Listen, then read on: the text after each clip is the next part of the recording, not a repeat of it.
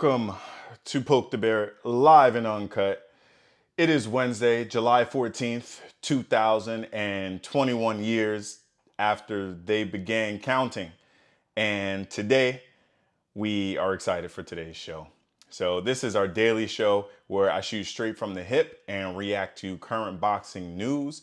If you do enjoy the content, make sure that you like, subscribe, and share the video. Help us grow the channel. I mean, if you're watching at this point anyway, you are literally a part of the grassroots part of our channel, and we are excited to continue growing. So man, we had such a phenomenal show yesterday. Thank you so much to Dennis, Mama's boy Douglas, middleweight contender, who stopped by our show yesterday. And man, we just had an awesome time. And we got a lot of stuff to react to today.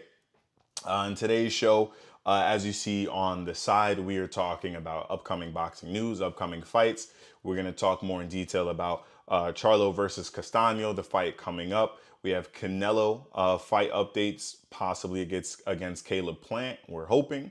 And David Benavidez has a fight coming up as well that we're going to discuss. And shout out to the typo on our screen too. So anyway, you know that after each show, each week, I do feature music on the show. So if you or someone you know has music that you want featured on the show, hit us up. Email us at the link in the description. And feel free to follow us on social media too, on our Instagram, our Twitter, and yeah, you'll see the information in the description. But like I said, we got a lot of stuff that we want to cover for today. But like I said before, shout out to my man, Dennis, Mama's boy, Douglas, stopping by the page. Make sure you guys follow him on Instagram, as you see here on the screen. And yeah, he's dope. If you live in Vegas, make sure you stop by his gym, 3D Boxing and Fitness. And yeah, if you're looking for a promoter, consider Heels in the Ring Promotions as well. So shout out to Dennis for stopping by yesterday. Make sure you guys follow him on his social media. So we got a lot of stuff to talk about today. So just some upcoming boxing news. And like I said, upcoming fights too. So let's start with boxing news for the day. Give me one sec. I'm gonna pull up,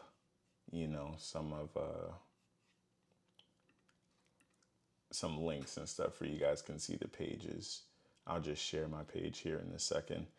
But the state of boxing, obviously we have Pacquiao Spence coming up in, what is that, a month and 7 days from now. So actually, wait. Yeah, about a month and 7 days from now. So we're excited about that. That I think has the potential to be fight of the year. I do think Errol Spence is going to take that fight, but never sleep on Manny Pacquiao. I don't know anyone that would. We also have Tyson Fury versus COVID-19. I can't even say Wilder at this point because Tyson Fury, I personally believe, is hurting the sport of boxing by his antics. And I think there's a difference between playing mental games with your opponent and really playing games with the sport of boxing. So I think what he's doing is hurting the sport more than he's helping the sport, right? And so shout out to him for, he's lying about something. I'm just going to put it out there. We all know that Fury is lying about something because at first there was a breakout in his camp, and then it was 10 people in his camp contracted COVID. And then it's like, oh wait, no, it's Joseph Parker who contracted COVID. If you don't know who Joseph Parker is, he's a former heavyweight champion of the world, still relevant in the sport, still young. Joseph Parker contracted COVID. And then the day after that is announced, everyone sees Joseph Parker at the Conor McGregor UFC fight. So it's like, wait, does he have COVID? And then ESPN is like, oh, Fury's going to fly home for some time. And it's just too many coincidences to be a coincidence anymore. Fury's dad is like, oh, my son is not focused on the Wilder fight. And then word gets out that Fury is getting beat up in sparring. We're seeing him bruised. I heard Jared Anderson and F.A. Ajagba are beating on Tyson Fury in sparring. And so Fury was already focused on the fight with AJ. And then he did not expect Deontay Wilder to win the case the arbitration that a judge was presiding over whether or not they were going to have that third trilogy fight. And now that Deontay Wilder, surprisingly to everyone except Wilder's team, Deontay won that arbitration. So the Fury fight had to happen. So Fury basically went from promoting the Joshua fight overnight to promoting the fight with Deontay Wilder. And a lot of people don't think he was focused, including his father, because Fury's out partying and stuff. And then now all of a sudden he has to get ready for a fight. He goes into camp and he has two hungry lions in his camp. Amazing fighters, upcoming heavyweight contenders, Jared Big Baby Anderson and Efe Ajagba, both knockout artists. Fury is not a knockout artist, and they're putting a hurt on this man. And we see him in interviews with bruised cheeks, bruised eyes, and he says it's a cold sore on his lip, but we know he got punched in the mouth, and that's why his lip is bleeding and busted. And all of a sudden, and his dad's like, my son's not focused. All of a sudden, there's a COVID breakout. And it just so happens that this is the second time in like 2 weeks that Top Rank and ESPN have a top fighter that they put in their top 4 fighters of the year. 2 of them pulled out of their fights because of the C-19. And now we're supposed to believe that Tyson Fury's camp just contracted COVID. And I forgot one of the most important parts of the story is Tyson Fury's very own promoter, Bob Arum. 2 weeks before Tyson pulls out of the fight, Bob Arum goes, yo, I know that Wilder's team is fully vaccinated, and I know that Tyson Fury is fully vaccinated. He says this on camera. Tyson Fury is fully vaccinated. And ESPN and everybody's like, oh, shame on Teofimo Lopez for not being a professional and contracting COVID when we've had this virus for over a year and you still don't do the proper precautions. Tyson Fury is vaccinated. 2 weeks later, oh, he's only halfway vaccinated. He didn't want to be fully vaccinated. And the dude has to pull out of what was going to be the biggest fight of the year up to this point, possibly the biggest fight of the year overall.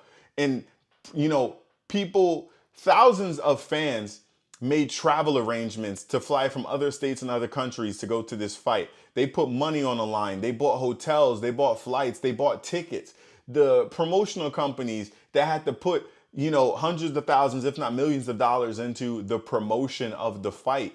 All of a sudden, for him to come out and allegedly contract COVID-19, it's too many coincidences to be a coincidence anymore. At what point do enough coincidences have to line up for something to actually make sense to people, right? It's too many coincidences at this point. It's not by chance.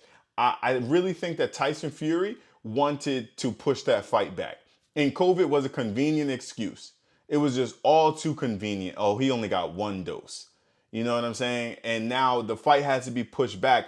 Wilder, who's locked in, it looked like we were going to see a different Deontay Wilder in this fight 2 weeks out. 2 weeks out from the fight, you pull out because of COVID. It's all too convenient, and I can't stand stuff like that because it looks like Tyson Fury is either scared of Wilder or he wasn't prepared for this heavyweight matchup for his WBC belt. I really think that Wilder was prepared to sleep Fury, and Fury knew that and he was not ready. And so this was just all too convenient. And now they get to push the fight to October. It's crazy to me. I'm like, why not just... I think that this is opening the floodgates for fighters to make too many excuses going forward. Like if a champion is not ready, if someone's not ready for the fight and all the fans and everyone is prepared for this fight, 2 weeks before, you can just say you got sick. I'm like, yo, come on, man. I just don't see it. I don't see it. I think Fury wanted more time. And that's why he pushed the fight back. And sure, some of it might be mind games he's trying to play on Wilder, but I don't think that's fully what it is. He saw Deontay Wilder was locked in. He saw that Deontay Wilder chose not to speak to those members of the media at their press conference. I'll say that again. Deontay wasn't silent at a press conference. He just decided not to speak to those members of the media because he speaks to the media, just not to the media that might be your cup of tea, right? He doesn't speak to ESPN, who promotes Tyson Fury. Why would he speak to Tyson's promotional company? No, he just chose to speak to different members of the media. And man, too many coincidences at this point. even Tyson Fury fans are like, man, nah, it's distasteful. It's a bad move. And then, of course, there's people who just don't pay attention at all. And they're like, man, what's he going to do? He caught COVID. Like, we can't shame him for catching COVID. Yes, you can. 18 months after this virus has come out in 2021, and there's vaccines, you can absolutely shame him for catching COVID. He is a grown man. He's not 8 years old. He's not your 99-year-old grandma. He is a 30-year-old man who caught COVID in 2021 after he allegedly was vaccinated. You can absolutely shame him, but you're a fan of his. So I understand. You're going to give him a little bit more grace, and you're going to overlook his transgressions. And that's who you are, and that's okay. But look, I'm trying to be as objective as possible on this channel, and we're going to call out the inconsistencies. And if I have a blind spot and there's other inconsistencies that I'm missing, leave it in the comments. Let me know. But there's too many coincidences to be a coincidence anymore. I digress. Now, let's go ahead and look at just some upcoming boxing news. Carl Froch, a fellow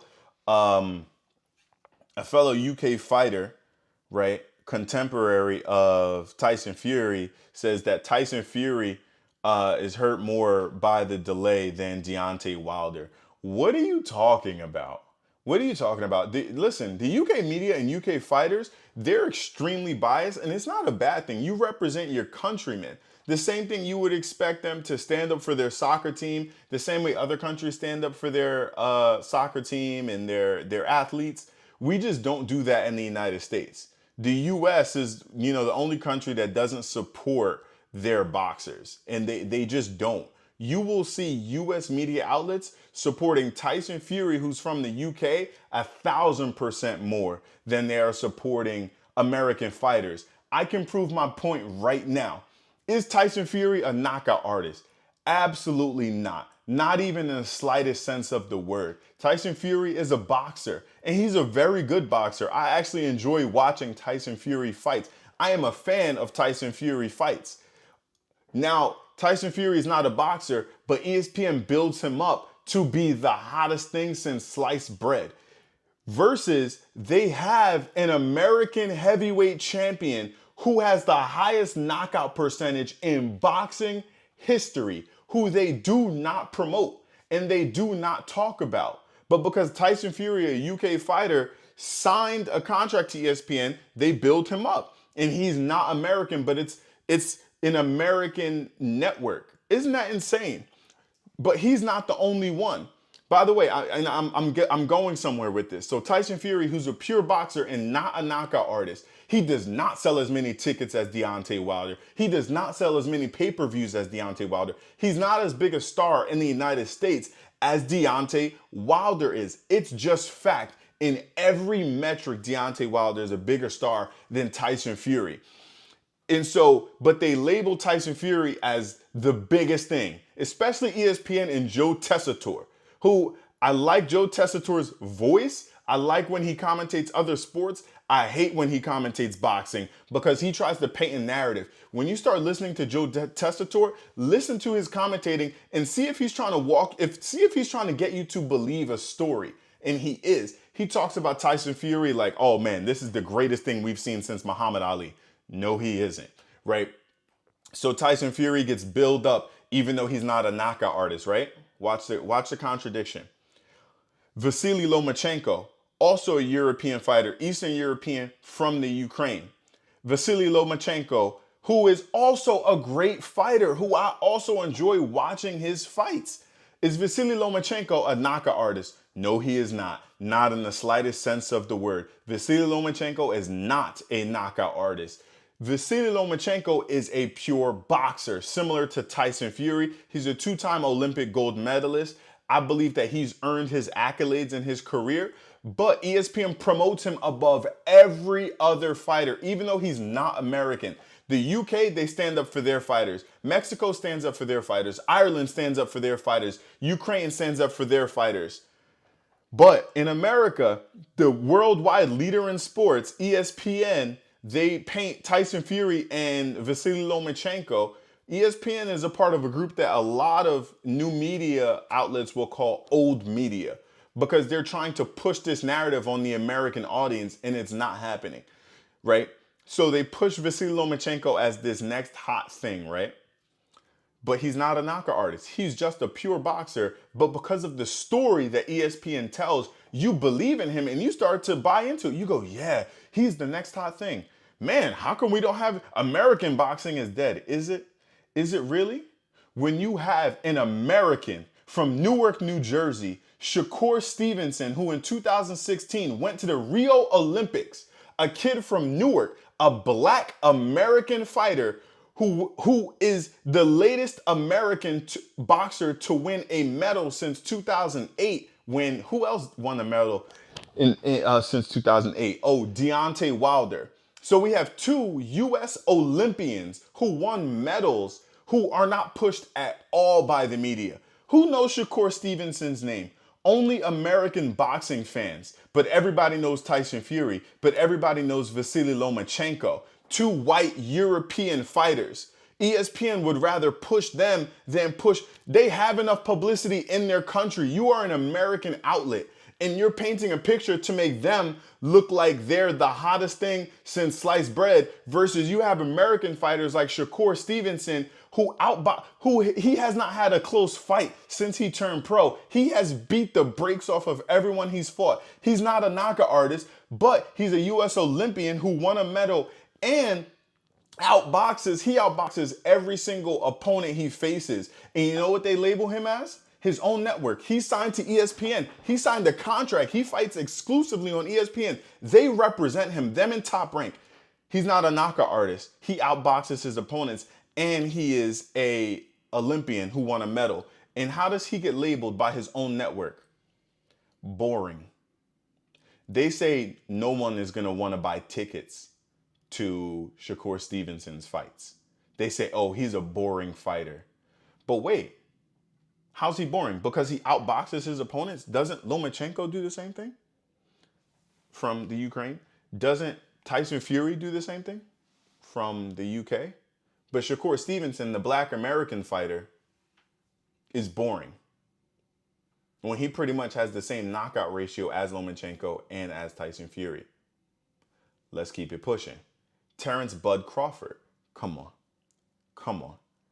Terrence Crawford is in most people's top 3 pound for pound list. He's a 3-division world champion. He was the undisputed junior welterweight 140 pound champion. Undisputed, which means he had all 4 belts. If you don't understand how boxing belts work, think about Dragon Balls and think about Infinity Stones. Right? In the Avengers, you got to collect all the Infinity Stones. Whoever has all the stones is the most powerful person, right? Whoever collects all the Dragon Balls, you know you're going to be the most powerful person.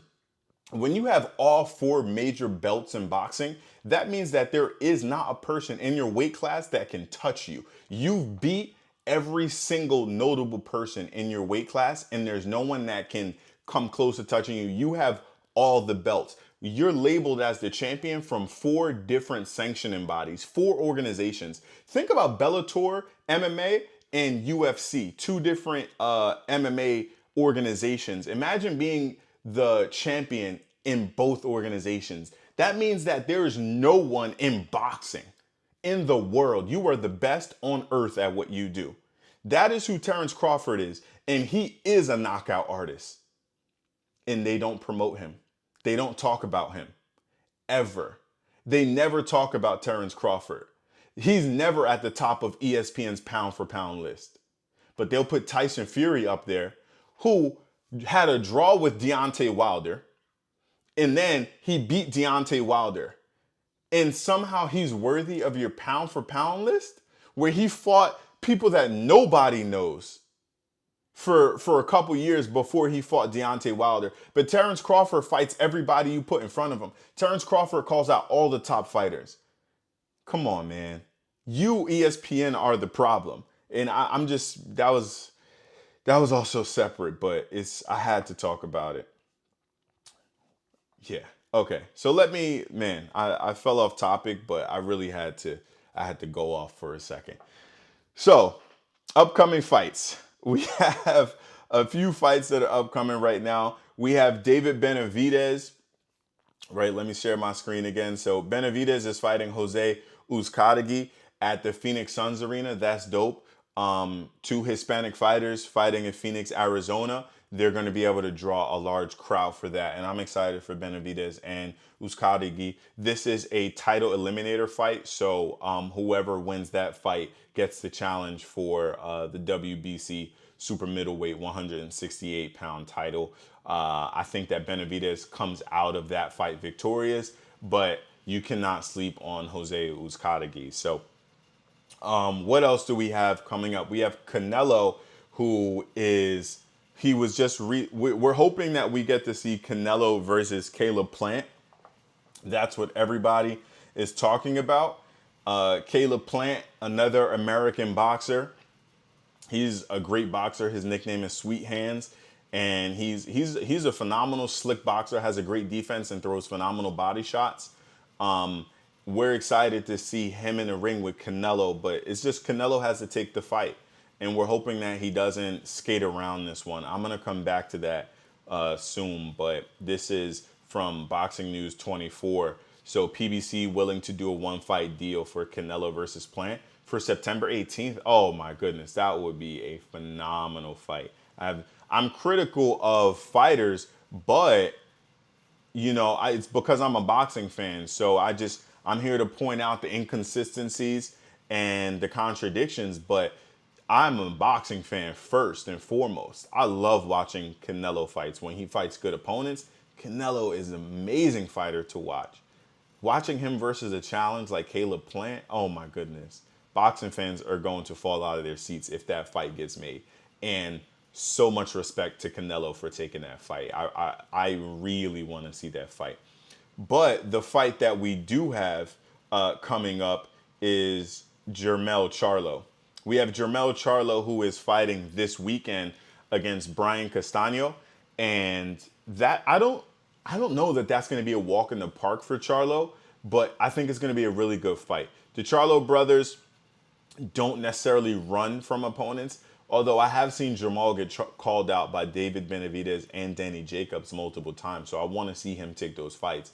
But this fight coming up is for a 154-pound super welterweight junior middleweight title. Jermell Charlo already owns 3 of the 4 belts. And so this fight coming up is going to be for the 4th belt. This is an undisputed fight. So again, what that means is that the winner of this fight will be labeled the undisputed 154-pound champion. So that means that again, whoever wins will be considered the best on earth at what they do in all 4 major sanctioning bodies. This is a very big deal. Jermell Charlo, obviously an amazing fighter. This fight is this upcoming Saturday. It's in San Antonio, Texas. That's good because Castano, a Hispanic fighter, he's going to have a good following down there in Texas. And Charlo is from Houston, Texas. So that's a great way to market the fight. I can see a lot of people coming out to support both fighters at this event. Man, this is going to be exciting because both fighters are exciting. It's going to be live on Showtime. I got to double check. I think this is a pay-per-view fight. So let's take a look at both fighters here. So this is Jermell Charlo's Instagram, Twin Charlo. His twin brother Jermall fights at 160 pounds at middleweight. Jermell fights 1 weight class below that at 154. Jermell, both brothers are professionals. When I say professionals, what I mean by that is they always show up in shape. They're never out of shape. You never see them in their off season blow up and gain weight. They're in fight shape 24/7. They fight all 12 rounds. You don't usually see them take rounds off. And listen, if you ever thought that they were boring fighters, the Charlo twins are excited. They are in action-packed fights. These dudes love to scrap. Their mantra is lions only, as in like, don't come around me if you're not a lion too. They scrap. I see they do get hit. They have good defense, but they love fighting toe to toe. They're light on their feet. They're both pure boxers. They're boxer punchers. They like to keep both opponents at the end of that jab. And they both are, like I said, they're light on their feet. They have good footwork. And they're really fun to watch. Jermell Iron Man Charlo is he's a boxer puncher. So you see him in the gym. This is a clip from his sparring when he was getting ready for this fight. Let's look through a little bit more. I think that, there you go. Yeah, that's Jermall. So there you go. You have Jermell. Wait, what? No. I think this is Jermall walking to the ring and Jermell here supporting him. Jermell Charlo switched trainers. He and his brother were trained for years by legendary trainer Ronnie Shields. And Jermell eventually switched to training with Derek James, the trainer of fellow fighter Errol the Truth Spence Jr., who has a fight coming up in a month and a half with Manny Pacquiao. So Jermell and Errol Spence share the same trainer because they're both from Texas, and they spar each other a lot too. So they're both iron sharpens iron. But I love what the Charlo brothers are about. Everyone knows they talk a lot of smack. They talk a lot of trash to other fighters, but they seem to be managing their money well. This is a beautiful picture right here. This is Jermell with multiple belts, WBC, IBF. Was that the I can't tell if that's the WBO or the WBA. And then you see the Ring Magazine belt here, but absolutely amazing. This is him training with Derek James. Derek James is a phenomenal trainer. I mean, if Jermell wins this fight, he goes undisputed, and then Derek James's other fighter, Errol the Truth Spence Jr., if Errol beats Manny Pacquiao, because Jermell is fighting now, and Errol has a fight coming up in a month. If they both win their fights, you got one that became undisputed and one that beat Manny Pacquiao. That's legendary status. You got to look at the fruit falling from the tree and look at the tree. Derek James, man, you got to give him trainer of the year if he has two fighters be able to accomplish that. That's absolutely huge. Derek James, I love his training style. I love the way he does mitt work, where he does very functional mitt work, where it is it translates to fights well, where he's not calling out combinations, but the fighter has to feel what's there and respond to what's there. A lot of trainers, when they do mitt work, they'll, call out combinations and whatnot, but the combinations don't necessarily make sense. Like, it's not something that you are going to do in an actual fight. Like, a lot of trainers will do combinations because it looks pretty, like on the mitts and whatnot. But if what you're doing on the mitts doesn't translate to an actual fight, it's like a waste of time.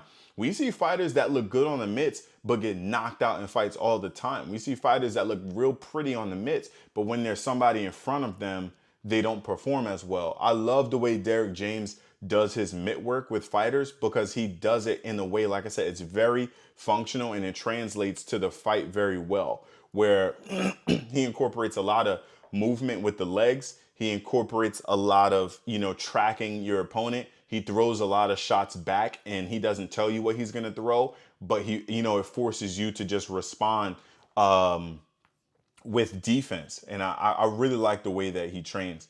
Now, on the other end of this fight, we have Brian Castaño. Brian is not to be slept on. He is an undefeated fighter, and he comes to fight. He also is not in boring fights. He fights moving forward. So let me tell you something. I don't know that this fight goes 12 rounds. If this fight makes it all 12 rounds, I really think somebody is going to sleep in this fight. If this joint goes 12 rounds, listen, it's going to be 12 rounds of nonstop action, because Jermell loves to scrap. And Brian just loves to walk forward and fight.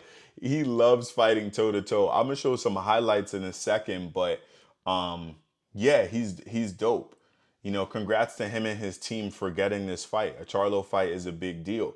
Our guest that we had on yesterday, Dennis Mama's Boy Douglas, he's someone who fought Charlo as well. And so when you can get a fight of that magnitude, is great. I hope that Brian is also managing his money well too. But he seems to be a professional. He also seems to be someone who doesn't blow up in the offseason, seems to stay in shape. He is a shorter, stockier fighter.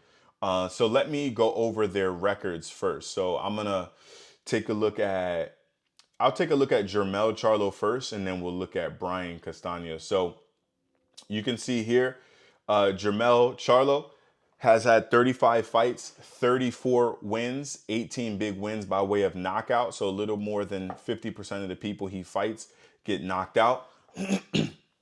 Even when he doesn't knock out opponents, though, he's never in a boring fight.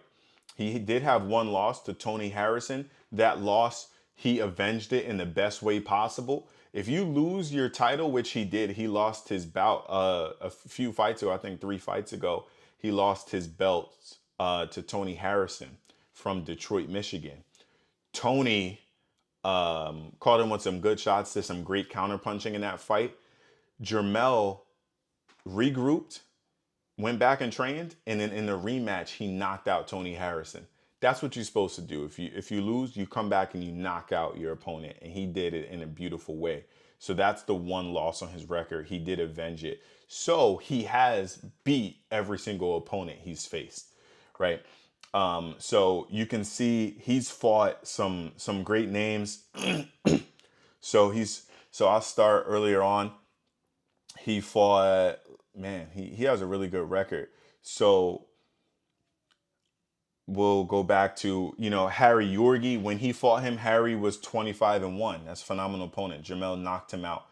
Demetrius Hopkins at the time, Jermell hasn't been put in easy fights. He's fought hard opponents pretty much his whole career. Demetrius Hopkins is 33. When they fought, was 33-2. Jermell beat him by decision. Jose Angel Rodriguez was 17-2-1 when they fought. Jermell knocked him out. Gabe Rosado, who is an amazing fighter. Every boxing fan loves Gabe Rosado. He's a warrior. He's fought people like Triple G. He's fought everybody. He is a warrior of a fighter. Also never in a boring fight. I think he just won his last fight by knockout. I got to go back and check. Jermell beat him by unanimous decision. Charles Bellamy, when they fought, Charles was 24-1, beat him by decision. Mario Lozano, when they fought, was 29-6. They fought at the MGM Grand. He won by decision. Vanes Matarosen, when he fought him, was 35-1-1. So a veteran and a very good fighter. He's known in the sport. He beat him by decision. Then Joaquim Alcine. I've never heard of him, but this looks like it was Jermell's homecoming fight, because Jermell is from Houston, and so you can see he stopped him in front of the hometown crowd. That's great. John Jackson is the son of legendary fighter Julian Jackson, and he has really good power. When they fought, John Jackson was 20-2, and John Jackson was actually beating Jermell in this fight, and I can't remember which round it was. But Jermell was losing this fight, and out of nowhere, he just claps John Jackson with a couple left hooks, and the fight, he knocks him out. The fight is stopped, but he hit him with something vicious. Charles Hatley, oh my goodness, I remember watching this fight. I really wanted to go to that one at Barclays Center. Jermell slept him. It was crazy. He popped him with a 1-2. So Charles had his guard up, and Jermell just pop right through the guard. And you see Hatley fall back through the ropes and hit the photographers on the side of the ring. It was crazy. I'm going to put the highlights up in a second. And after that, everyone was clamoring for this fight, which is next. You see he fought Erickson Lubin. Erickson Lubin was hyped because he was this upcoming 22-year-old fighter who's knocking out everybody. He was 18-0, and he was talking a lot of smack to Jermell Charlo. I don't even want to tell you what happened. I kind of just want to show you the highlight on that one. But Jermell was sparring hard with Errol Spence Jr. before this fight. Errol is a lefty. Erickson Lubin is a lefty. So Jermell is fighting, he's sparring the best lefty in the world in Errol Spence to train.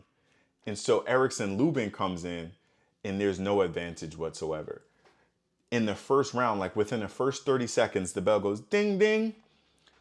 They size each other up, and Jermell throws a 1-1 and comes with the right uppercut. So pop, pop, pop. And Lubin leans, he slips the 1-1, but he leans into the uppercut. So while the punch is coming, he leans into it, and the punch clapped him right here in the back of the jaw. And you just see Lubin fall to the ground, and his leg and his arm is still stiff. So you see Jermell claps him, and you see Lubin is like in the, like, he's on the ground with his hand is stuck in the air, and his leg is up in the air too. It's crazy. And then he beat Austin Trout by majority decision. You see he lost his fight to Tony Harrison. Jorge Cota, he knocked him out. He also slept Cota with, I think it was a 1-2 as well. Oh, wait, no. Hatley wasn't when he punched through the guard. He did knock him out through that, but Hatley was when he pivoted around and then came with the right hand, I think, over the top. Jason Rosario, excuse me, yeah, you see he lost to Harrison and then fought him again and knocked him out. Jason Rosario, that was a beautiful performance because Jermell knocked him out with a jab to the body. What do I mean? Dude threw just one left hand above the stomach. He hit him right above the belly button and knocked the dude out. Bop, and you just see Rosario fall to the floor and he starts convulsing, trying to breathe. Because when you get hit in the solar plexus like that, it's real hard to recover. That joint affects your breathing, nothing else matters. So you see him get hit, dude falls to the floor and just starts like trying to breathe. It was nuts. Now let's take a look at the challenger. Well, I mean, he also has a belt, so so he's also a champion. Brian Carlos Castaño. Brian he's had 18 fights. He's won 17 of them, has had one draw. He's had 12 big wins by way of knockout. And like I said, he's an Argentinian fighter. They always come to support their own. So I'm sure a lot of Argentinians are going to pull up to San Antonio, Texas to support him. And you see he won his title in his last fight when he fought on DAZN. He fought against Pat Teixeira. Patrick Teixeira was 31-1 and he beat him by decision. That was not a boring fight. Castaño was all over Teixeira, and I'm going to play those highlights in a second. He beat Lara by a split decision. A lot of people think that Lara won that fight. I'm a huge Lara fan. Lara is a pure Cuban boxer. I love watching him fight. And so that was a close fight, but everybody has a close fight against Lara. He's phenomenal. And then Omatoso, he beat him. They stopped that fight. So we're going to take a look at some highlights, but Castaño is not a scrub. Let me play some of the highlights from his most recent fight against Teixeira so you guys can see what's up. Oh, wait, these are just his regular highlights. But he likes to change angles. You can see he's a shorter, stockier fighter, right? So he's not as tall and lean as Jermell. He doesn't have as long a reach.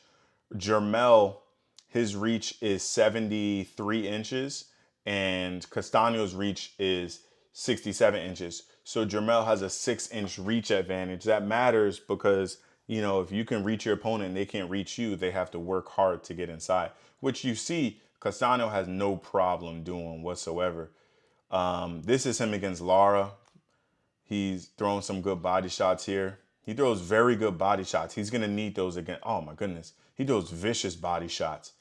He's going to need those against Jermell when he gets inside because Jermell is taller, lankier, and has a greater reach. So he's going to have to get inside and rip that body, which he has no problem doing. He throws really short hooks, which makes sense for a fighter of his size. So he's going to need to keep all of this up in that fight, in his fight against Charlo. Let's see.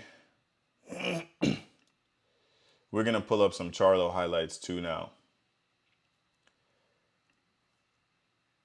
There we go. So this is earlier in Charlo's career. You can see, I mean, he had braids at this time. This is when he was fighting Tony Harrison. This is the second fight when he knocked him out. That's Jorge Cota. You see he slipped and caught him with the right hook.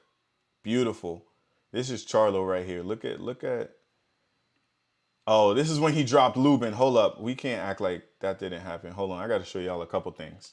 So this is when he was fighting Tony Harrison. I got to be careful so I don't get flagged by, you know, them who should not be named for showing these clips. But he had lost his belt to Tony Harrison, and he was ready to come back and knock dude out, and that's exactly what he did. So you see Harrison's in his high guard right now. And the Charlo brothers throw these beautiful short hooks. So like they don't extend their arms too much when they throw their hooks. So even if you have your guard up, they throw hooks from beautiful angles. Whew. Bop, bop. Look at that. Slept Coda right there. Oh my goodness. Clean. He loves fighting lefties. He drops lefties. This is Lubin. Remember the dude that I said was talking smack? He was left-handed and he walked right into a right uppercut. The camera angle wasn't the best, but watch when I show you. Jermell throws a 1-1 in an uppercut, and Lubin leans into the uppercut, which is the worst thing possible. He didn't see the punch coming, hit him on the back of the jaw. Right here, look at this. Bink. Oh my goodness. Oh, I remember watching that live. You see when I say his hand? This was John Jackson. This is when, yo. Oh. Clink. Oh my goodness. Then dude turn. Clink.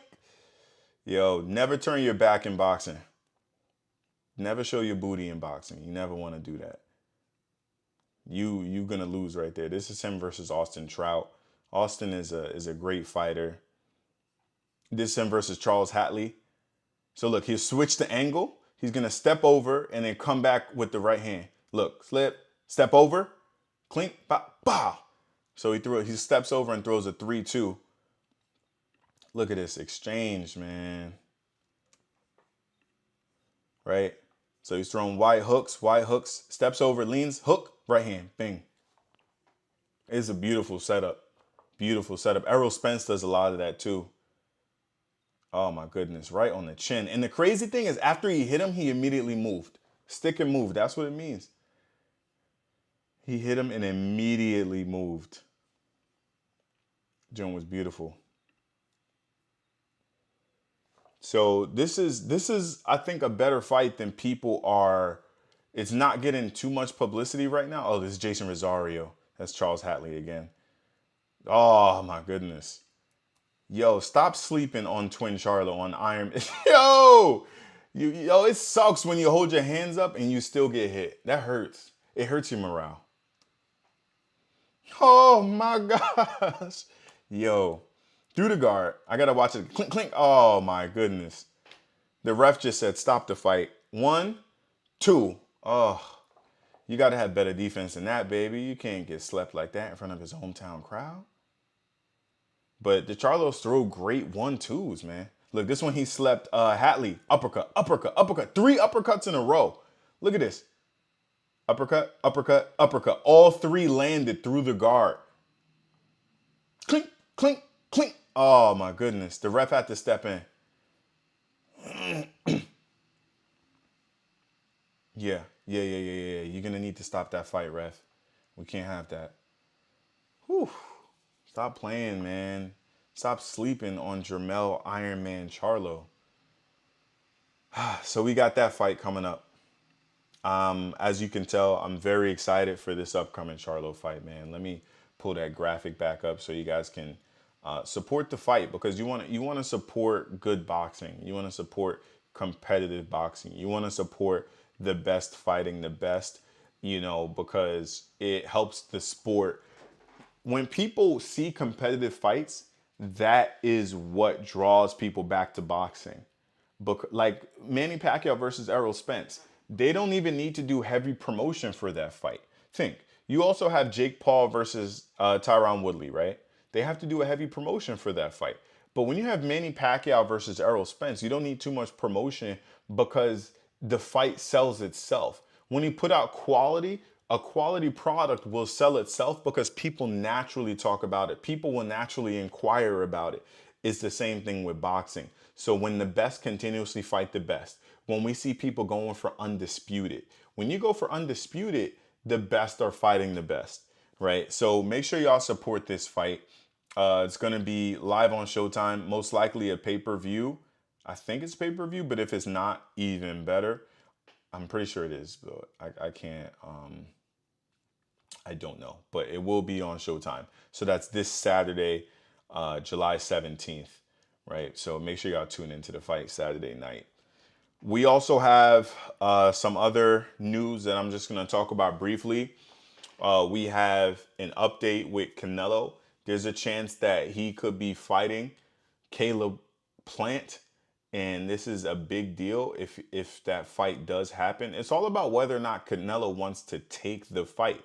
The reason that we think right, I guess the evidence that we have as to why Canelo might lean towards this fight is because Caleb Plant has a belt at 168, and we know that Canelo wants to be the undisputed champion at 168. He wants all four belts. I don't know how many Canelo has. I know he has at least one, but I have to check and see. But the point is, if he wants that belt, he's gonna have to go through Caleb Plant. And it also shows like boxing fans aren't gonna ignore that you skip past Caleb Plant. Because Canelo, right, he fought a good amount of his fights at middleweight. That's 160 pounds. He has not cleaned out middleweight yet. He hasn't fought all the champions. He still has to fight Demetrius Andrade, and he still has to fight Jamal Charlo. Now, he would say, I don't have to fight anybody. Yeah, but we're going to respect you less because you didn't fight them. And you moved up to other weights before you fought the other champions in your division. I can't call you a champion at middleweight if there's other champions there. You got to fight them and take all four belts, right?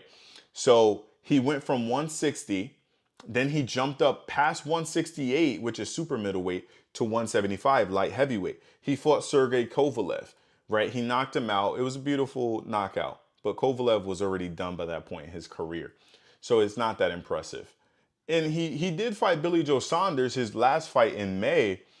Billy Joe Saunders is a really good fighter from the UK. I give Canelo, tremendous credit because of his beating of Billy Joe Saunders. He beat the brakes off of him, but he wants to be undisputed at that weight class at 168, and he's expressed wanting to move up to 175 and fight the best at light heavyweight.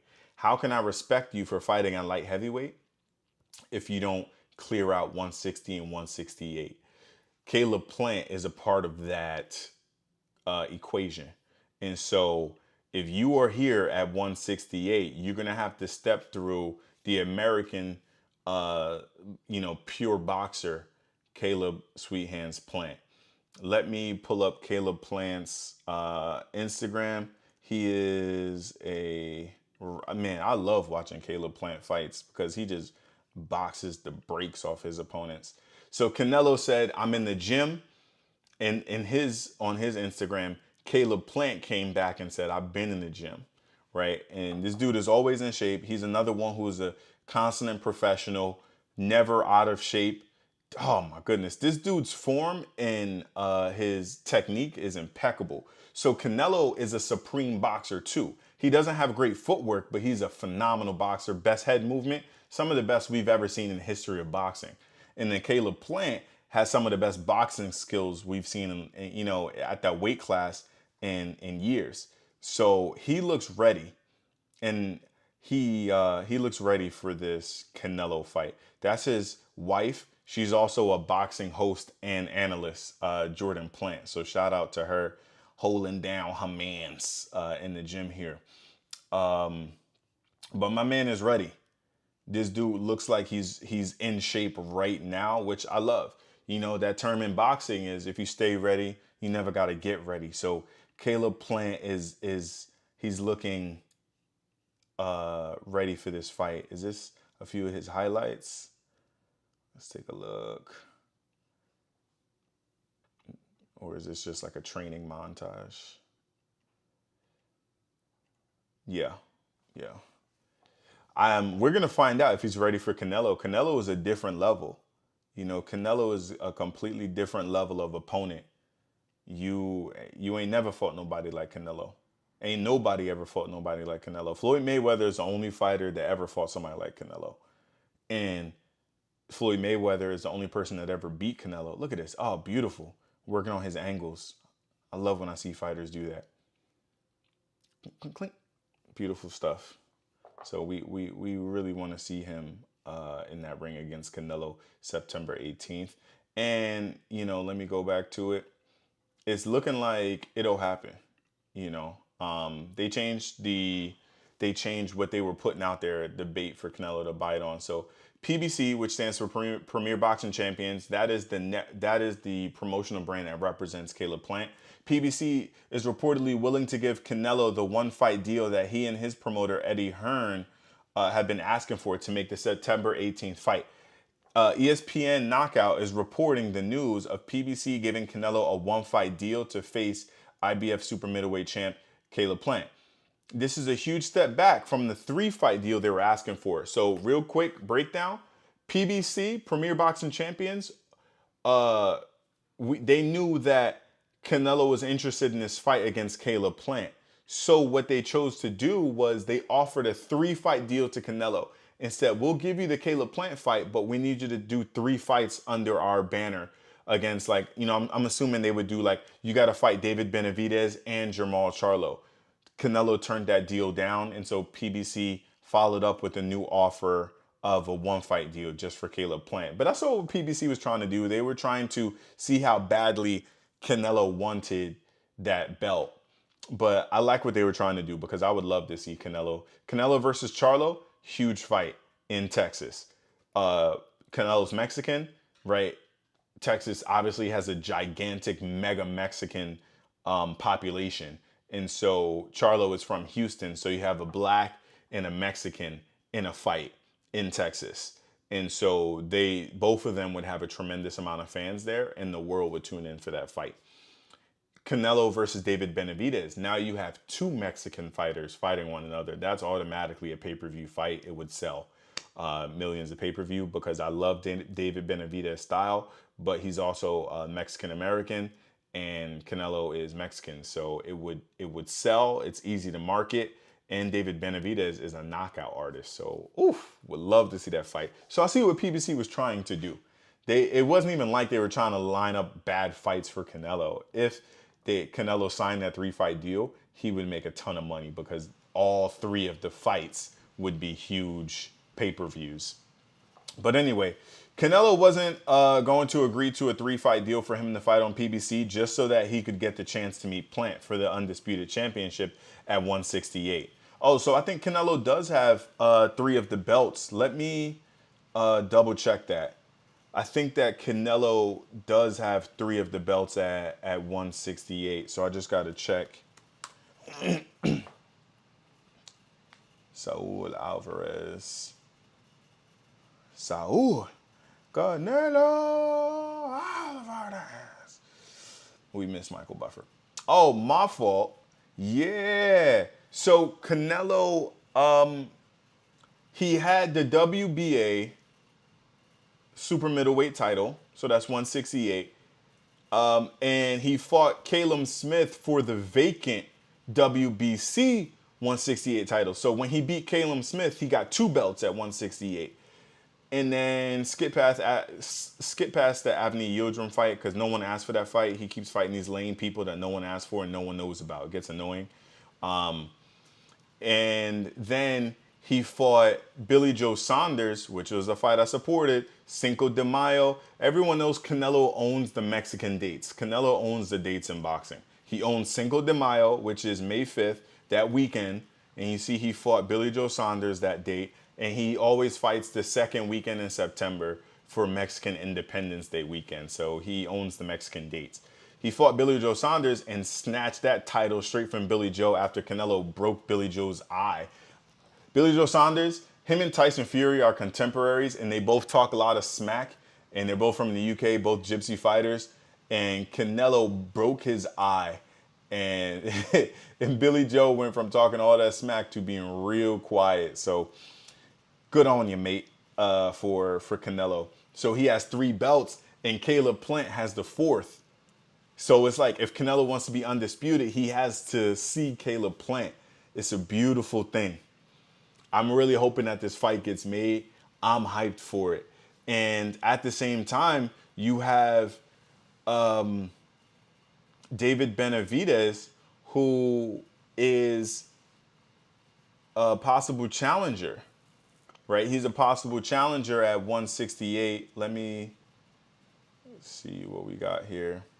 But we know David Benavidez and Jose Uzcategui they're fighting a WBC title eliminator. So whoever wins that fight will be the mandatory challenger for Canelo. So he has to either fight one of them or give up his belt, which I wouldn't be surprised if he does, because he does stuff like that. He would rather give up his belt because he likes to follow his own career path, which I understand. But I really want to see the Benavidez fight. But Benavidez is a Mexican-American fighter. Canelo is not going to turn down a Mexican fight because all the Mexicans are going to be like, you're turning down Benavidez. Like, Mexicans they will demand that fight from him. And so even if he doesn't fight him right now, as long as Benavidez keeps winning and stays relevant and keeps knocking dudes out, Canelo's going to have to see him. And so this stuff is good for boxing. Canelo moving up to light heavyweight if he is to beat Caleb Plant, first of all, if Caleb Plant can beat Canelo, Caleb Plant is now the undisputed super middleweight champion. That's crazy. And he just beat Canelo, the first person to do it since Floyd Mayweather. I don't want to act like that's an easy feat, though. It's going to be a war. If Canelo can beat Caleb Plant, first of all, I would have to put Canelo as my number one pound for pound fighter because he beat Billy Joe and he beat Caleb Plant. He did not finish his work at middleweight, but he did accomplish super middleweight at 168 pounds, undisputed, 4 major belts. If he can beat Caleb Plant, man, I got to give him my number one pound for pound. I have to. But I'm not satisfied. I need to see him clean out middleweight, and I need to see him.